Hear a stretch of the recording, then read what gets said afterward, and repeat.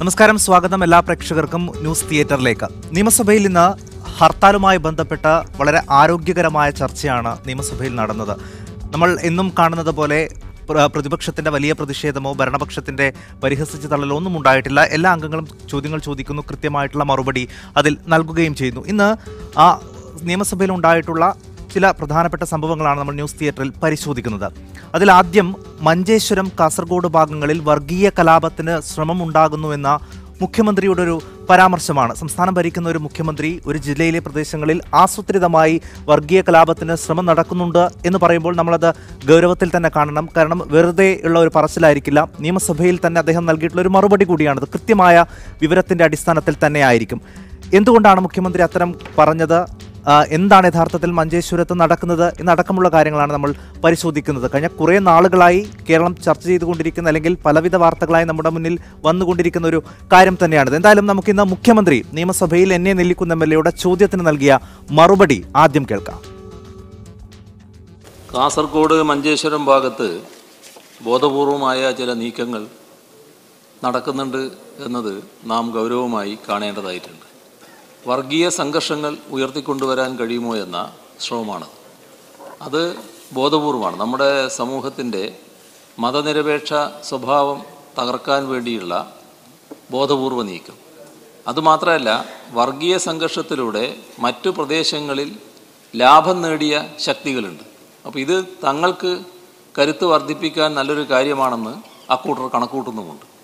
ഇക്കാര്യത്തിൽ ഗൗരവമായി പൊതുസമൂഹം സമീപനം സ്വീകരിക്കേണ്ടതുണ്ട്. അതോടൊപ്പം തന്നെ പോലീസ് ജാഗ്രതയോടെ കാര്യങ്ങൾ നീക്കുകയാണ്.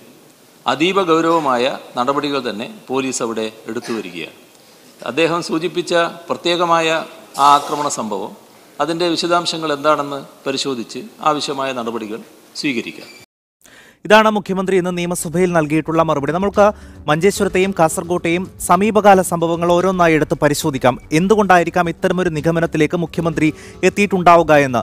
അതായത് ഉയർന്നു വരുന്ന ഇന്ന് മുഖ്യമന്ത്രി തന്നെ പറഞ്ഞൊരു പ്രധാനപ്പെട്ട കാര്യം, വർഗീയത പടർത്താൻ ബോധപൂർവമായ ശ്രമം ഈ മഞ്ചേശ്വരം, കാസർഗോഡ് ഭാഗങ്ങളിൽ ഉണ്ട് എന്ന് തന്നെയാണ്. ആ ഒരു സംഭവങ്ങൾ, നിരവധിയായിട്ടുള്ള സംഭവങ്ങൾ ഉണ്ടാകുന്നത് അത് എടുത്ത് വേണം പരിശോധിക്കാൻ. ഉത്തരേന്ത്യൻ മോഡൽ കലാപമാണ് കാസർഗോഡ്, മഞ്ചേശ്വരം ഭാഗങ്ങളിൽ ലക്ഷ്യമിടുന്നത്. അതായത് ജില്ലയിൽ നിന്നുള്ളവർ മാത്രമല്ല, കർണാടകയിൽ നിന്നടക്കമുള്ള ആളുകൾ ഇവിടേക്ക് വരുന്നു. മുൻപ് നമ്മൾ തന്നെ ന്യൂസ് തിയേറ്ററിൽ ചർച്ച ചെയ്ത ഒരു കാര്യമാണ്, കളിക്കളങ്ങളിൽ പോലും വർഗീയത പടർത്താനുള്ള ശ്രമം ഉണ്ടാകുന്നു. ഹിന്ദുക്കൾ മാത്രം മത്സരങ്ങളിൽ പങ്കെടുത്താൽ മതി, അത്തരത്തിൽ ഹിന്ദു ടൂർണമെന്റുകൾ സംഘടിപ്പിക്കുന്നു.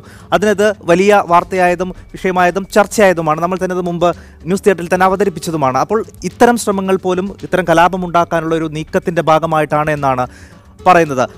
എടുത്തു പറയേണ്ട ഒരു കാര്യം, 2016 ശേഷമാണ് കാസർഗോഡ് ജില്ലകളിൽ ഇത്തരത്തിൽ വർഗീയ സംഘർഷങ്ങൾ ഉണ്ടാക്കുന്നതിനുള്ള ഒരു ശ്രമം കൂടുതലായത്. അതിന് പ്രധാനപ്പെട്ട ഒരു കാരണം അവിടുത്തെ നടന്ന തെരഞ്ഞെടുപ്പാണ്. നമുക്കറിയാം, കേരളത്തിൽ തന്നെ ഏറ്റവും കുറവ് ഭൂരിപക്ഷത്തിന് ഒരു സ്ഥാനാർത്ഥി വിജയിക്കുന്ന മണ്ഡലമാണ്. BJP അവിടെ 2ാം സ്ഥാനത്തേക്ക് വരുന്നു. ഇപ്പോഴും ആ തെരഞ്ഞെടുപ്പ് കേസ് കോടതിയിലുണ്ട്. അപ്പോൾ BJP അധികാരത്തിലെത്താം, അല്ലെങ്കിൽ ഒരു മണ്ഡലം പിടിച്ചെടുക്കാമെന്ന് വളരെ പ്രതീക്ഷ വെച്ച് പുലർത്തുന്ന ഒരു സ്ഥലം കൂടിയാണ് മഞ്ചേശ്വരം. ഇപ്പോൾ നമ്മൾ പറഞ്ഞതുപോലെ 2016 ശേഷം ഏറ്റവും കൂടുതൽ അക്രമങ്ങൾ നടന്നത് കാസർഗോഡ് ജില്ലയിലെ കാസർഗോഡ്, മഞ്ചേശ്വരം, ബദിയടുക്ക പ്രദേശങ്ങളിലാണ്. കർണാടകയോട് ഏറെ അടുത്ത് നിൽക്കുന്ന പ്രദേശങ്ങൾ കൂടിയാണത്. ഈ പ്രദേശങ്ങളിലാണ് ഏറ്റവും കൂടുതൽ അക്രമങ്ങൾ നടന്നത്. 2 വർഷത്തിനിടെ 10ഓളം വർഗീയ ശ്രമങ്ങൾ നടന്നിട്ടുണ്ട് എന്ന് തന്നെയാണ് പോലീസിന്റെ കയ്യിലുള്ള റിപ്പോർട്ട്. അതുമായി ബന്ധപ്പെട്ട് നിരവധി കേസുകളും അവിടെ എടുത്തിട്ടുണ്ട്. ഓരോ പ്രദേശങ്ങളെടുത്ത് തന്നെ പോലീസിന്റെ കയ്യിൽ വിവരങ്ങളുണ്ട്. അതുകൂടി നമുക്ക് നോക്കാം. ഉപ്പള 2 കേസാണുള്ളത്, വോർക്കാടിയിലാണെങ്കിൽ 4, പൈവളിക 4, ഇങ്ങനെ 10 കേസുകൾ പോലീസ് റെക്കോർഡ് പ്രകാരം രജിസ്റ്റർ ചെയ്യപ്പെട്ടിട്ടുണ്ട് ഇക്കഴിഞ്ഞ വർഷങ്ങളിൽ. ഈ 2 വർഷത്തിനിടെ അത് പോലീസിന്റെ റെക്കോർഡുകളിലുള്ള കേസുകൾ മാത്രമാണ്. പോലീസ് റെക്കോർഡ് ചെയ്യാത്ത നിരവധിയായിട്ടുള്ള സംഭവങ്ങൾ അവിടെ ഉണ്ട് എന്നാണ് ആ പ്രദേശത്തുള്ളവർ തന്നെ പറയുന്നത്.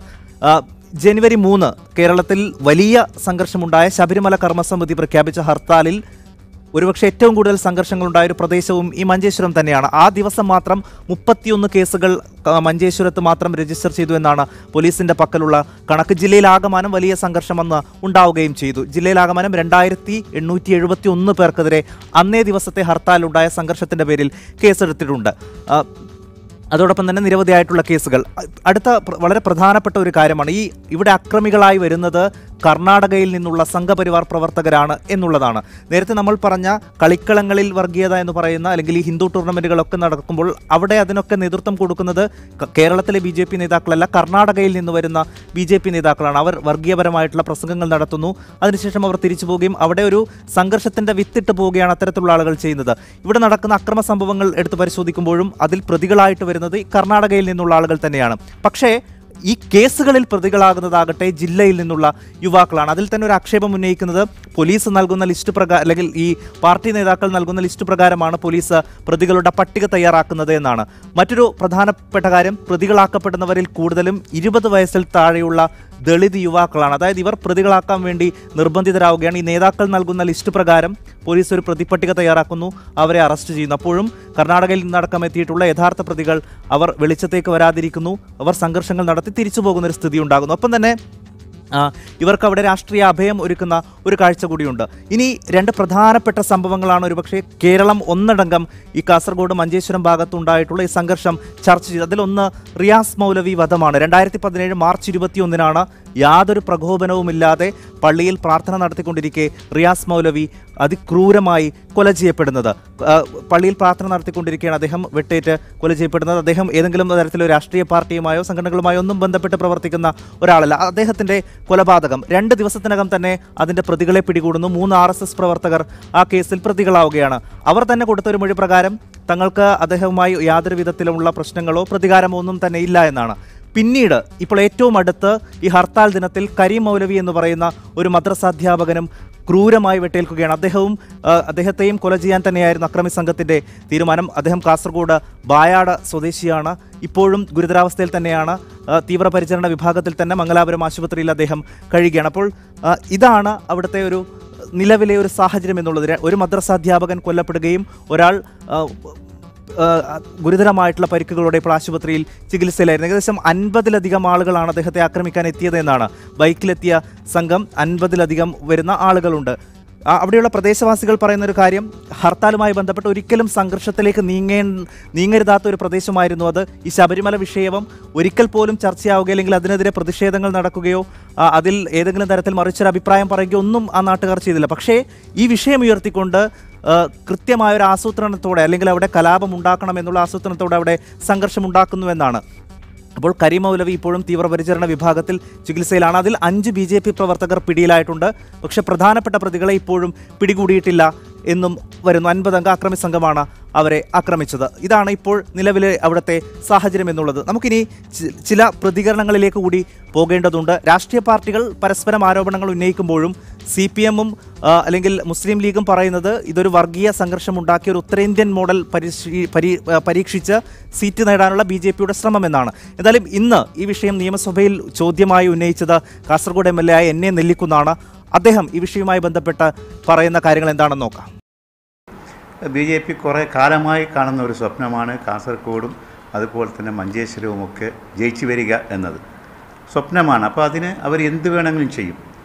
അപ്പോൾ BJP RSS നേതൃത്വം ഈ മഞ്ചേശ്വരവും കാസർഗോഡും പിടിച്ചടക്കാൻ വേണ്ടി എന്ത് ചെയ്യാനും മടിക്കാത്തവരാണ്. അപ്പോൾ BJPയെ സംബന്ധിച്ചിടത്തോളം ഈ വർഗീയ ഇളക്കിവിട്ട് വർഗീയത പ്രചരിപ്പിച്ച് ജനങ്ങളിൽ ഇങ്ങനെ വർഗീയമായ ധ്രുവീകരണം ഉണ്ടാക്കി ഈ 2 മണ്ഡലങ്ങളും പിടിച്ചെടുക്കുക എന്നത് BJPൻ്റെ ഏറെക്കാലത്തെ ആഗ്രഹവും സ്വപ്നമാണ്. അപ്പോൾ അതിനുവേണ്ടി എന്തും ചെയ്യും. അത് മനസ്സിലാക്കിയിട്ടുള്ള ഒരു മറുപടിയാണ് ഇന്ന് നിയമസഭയിൽ മുഖ്യമന്ത്രി പറഞ്ഞത്. ഏത് പ്രശ്നത്തിനെയും വർഗീയവൽക്കരിക്കുക, അതാണ് ഈ കാസർഗോഡും മഞ്ചേശ്വരവും നടക്കുന്നത്. അങ്ങനെ 2 വിഭാഗമായി ഏത് പ്രശ്നവും അത് ഹിന്ദുവിനെയും മുസൽമാനെയും തമ്മിലടിപ്പിക്കുന്ന കാര്യത്തിൽ ഏത് കുതന്ത്രവും ഉപയോഗിക്കുവാൻ BJP മടിക്കില്ല. അത് മനസ്സിലാക്കിയിട്ടുള്ള ഒരു മറുപടിയാണ് ഇന്ന് നിയമസഭയിൽ മുഖ്യമന്ത്രിയിൽ നിന്ന് നമുക്ക് കേൾക്കാൻ സാധിച്ചത്. പറയുന്ന കാര്യം ഇതേ സമാനമായിട്ടുള്ള അഭിപ്രായം തന്നെയാണ് CPM-നും ഇക്കാര്യത്തിലുള്ളത്. വർഗീയ സംഘർഷമുണ്ടാക്കാൻ ബോധപൂർവമായ ശ്രമം അവിടെ നടത്തുന്നുവെന്നാണ്. മുൻ MLA-യും ഇപ്പോൾ CPM-ന്റെ സംസ്ഥാന സമിതി അംഗവുമായിട്ടുള്ള KP സതീഷ് ചന്ദ്രൻ എന്താണ് പറയുന്നത് നോക്കാം ഈ വിഷയത്തിൽ. അപ്പോൾ യഥാർത്ഥത്തിൽ മഞ്ചേശ്വരം മണ്ഡലത്തിലുടനീളം കണ്ടൊരു പ്രത്യേകത, യഥാർത്ഥത്തിൽ ഈ പ്രശ്നം നിങ്ങൾക്കറിയാം, BJP പ്രശ്നമാക്കുന്നത് തന്നെ BJP RSS-ഉം CPM എന്നുള്ളൊരു പ്രശ്നമാണ്. എന്നാൽ അതിനെ മറ്റൊരു രീതിയിൽ തിരിച്ചുവിട്ട് ഹർത്താൽ ദിവസം പൂട്ടിയിട്ട കടകൾ ഉൾപ്പെടെ തെരഞ്ഞു പിടിച്ച് ആക്രമിക്കാനാണ് ശ്രമിച്ചത്. അതൊരു പ്രത്യേക മതവിഭാഗത്തിൻ്റെ നോക്കി ചെയ്തു. CPM ആക്രമിച്ചു, അതോടൊപ്പം ഒരു പ്രത്യേക മതവിഭാഗത്തിൻ്റെയും ചെയ്തിട്ടുണ്ട്. അപ്പം അവരുടെ ലക്ഷ്യം വരാൻ പോകുന്ന മഞ്ചേശ്വരം ഉപതെരഞ്ഞെടുപ്പാണ്. ആ മഞ്ചേശ്വരം ഉപതെരഞ്ഞെടുപ്പിൽ ജയിക്കാനുള്ളൊരു മാർഗ്ഗമായി അവർ കാണുന്നത് വർഗീയ ധ്രുവീകരണം ഉണ്ടാക്കണം. പക്ഷേ മഞ്ചേശ്വരത്ത് യഥാർത്ഥത്തിൽ നല്ല മതേതര മനസ്സുള്ള ജനങ്ങളാണ്. എല്ലാ വിഭാഗം ജനങ്ങളും അവരെ ആക്ഷേപിച്ചു. ഇപ്പം ജില്ലാ സമാധാന യോഗം വിളിച്ചപ്പോൾ ഉണ്ടായത് BJP ഒറ്റപ്പെട്ടു. ഇപ്പോൾ കാസർഗോഡ് വിളിച്ച മുദ്രാവാക്യം നിങ്ങൾക്കല്ല, അതിന് ഉദാഹരണമാണ്. ഒരു പെൺകുട്ടിയെ കൊണ്ട് വിളിച്ച മുദ്രാവാക്യം മുഖ്യമന്ത്രിക്കെതിരെ അങ്ങേയറ്റം ആക്ഷേപകരമായ മുദ്രാവാക്യം വിളിച്ചു. പക്ഷേ ഉണ്ടായത് BJP RS ഒറ്റപ്പെട്ടു. മറ്റെല്ലാവരും, എല്ലാ ജനാധിപത്യ കക്ഷികളും BJPയുടെ ഈ നയത്തെ, ആക്രമണത്തെ തള്ളിപ്പെടാൻ തയ്യാറായി. അപ്പോൾ ആ ഒരു അജണ്ട അവർ അങ്ങേറ്റം അപകടകരമായ ഡേഞ്ചറസ് ആയിട്ടുള്ള അജണ്ട അവർ അവിടെ കാത്തുസൂക്ഷിക്കുകയാണ്. ഈ അർത്ഥത്തിൽ BJP പ്രതിസ്ഥാനത്ത് നിർത്തുന്ന പ്രതികരണങ്ങളാണ് CPM ആയാലും മുസ്ലിം ലീഗും ഒക്കെ നടത്തുന്നത്. പക്ഷേ BJP അവരുടെ പതിവ് പ്രതികരണം ആവർത്തിക്കുകയാണ്. ഇത് അവർക്കെതിരെയുള്ള ഒരു രാഷ്ട്രീയ നീക്കമാണ്. CPM-ഉം മുസ്ലിം ലീഗും SDPI-യും ഒക്കെ ഒരുമിച്ച് ചേർന്ന് നടത്തുന്ന സംഭവങ്ങളാണ് ജില്ലയിൽ ഉണ്ടാകുന്നത്. അപ്പം മുഖ്യമന്ത്രി ഇന്ന് നടത്തിയിട്ടുള്ള പ്രതികരണത്തെയും അവർ അങ്ങേയറ്റം വിമർശിക്കുകയാണ്. എന്തായാലും BJP ജില്ലാ അധ്യക്ഷൻ K. ശ്രീകാന്തിന്റെ പ്രതികരണം കൂടി നമുക്ക് ഈ വിഷയത്തിൽ നോക്കാം. മുഖ്യമന്ത്രിയുടെ പ്രസ്താവന ആ സ്ഥാനത്തേക്ക് യോജിച്ചതല്ല. അവിടെ വർഗീയ സംഘർഷം ഉണ്ടാക്കാൻ വേണ്ടിയിട്ട് സംഘപരിവാർ സംഘടനകൾ ആസൂത്രണം ചെയ്തു എന്ന് മുഖ്യമന്ത്രി തന്നെ പറയുന്നുണ്ടെങ്കിൽ മുഖ്യമന്ത്രിയുടെ ആഭ്യന്തര മന്ത്രാലയത്തിൻ്റെ അല്ലെങ്കിൽ ആഭ്യന്തര വകുപ്പിൻ്റെ പരാജയമായിട്ടാണ് കാണേണ്ടത്. അവിടെ ഞങ്ങളുടെ ഭാഗത്തുനിന്ന് യാതൊരു തരത്തിലുള്ള പ്രശ്നം ഉണ്ടാക്കാൻ വേണ്ടിയിട്ട് ശ്രമം നടത്തിയിട്ടില്ല, ഇപ്പോഴും നടക്കുന്നില്ല. അവിടെ തെരഞ്ഞെടുപ്പ് മുന്നിൽ കണ്ടുകൊണ്ട് CPM-ഉം മുസ്ലിം ലീഗും പോപ്പുലർ ഫ്രണ്ട് ഉൾപ്പെടെയുള്ള കക്ഷികളാണ് അവിടെ സംഘർഷം ഉണ്ടാക്കാനുള്ള, ആക്രമിക്കാനുള്ള ആസൂത്രണം ചെയ്തിരിക്കുന്നത്. ഹർത്താലിൻ്റെ ദിവസം സാധാരണഗതിയിൽ മഞ്ചേശ്വരത്ത് യാതൊരു വിധത്തിലുള്ള പ്രശ്നങ്ങൾ ഉണ്ടാവാത്തതാണ്. പക്ഷേ ഈ കഴിഞ്ഞ ഹർത്താലിന് പോപ്പുലർ ഫ്രണ്ടിനെ കൂട്ടുപിടിച്ചുകൊണ്ട് CPM-ഉം മുസ്ലിം ലീഗും ആസൂത്രിതമായിട്ട് അവിടെ ആക്രമണം ഉണ്ടാക്കി എന്നുള്ളതാണ്. അതിൻ്റെ പേരിൽ പോലീസ് ഞങ്ങളുടെ പ്രവർത്തകരെ വേട്ടയാടുകയാണ്, നിരപരാധികളെ വേട്ടയാടുകയാണ്. ഞങ്ങളുടെ പ്രവർത്തകർ മാത്രമല്ലാതെ ക്ഷേത്രത്തിനകത്ത് കയറിയിട്ട് 2 പേരെ ആക്രമിക്കുകയുണ്ടായി. അതിലൊരൊറ്റ പ്രതിയെ പോലും.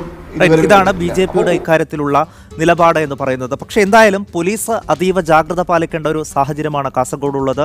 ഇത്തരം മതേതരമായിട്ടുള്ള സംഭവങ്ങൾക്ക് പേരുകേട്ട ഒരു സ്ഥലത്ത് വളരെ ബോധപൂർവം ഉണ്ടാക്കുന്ന ശ്രമങ്ങൾ തുടക്കത്തിൽ തന്നെ അടിച്ചമർത്തിയേ പറ്റൂ.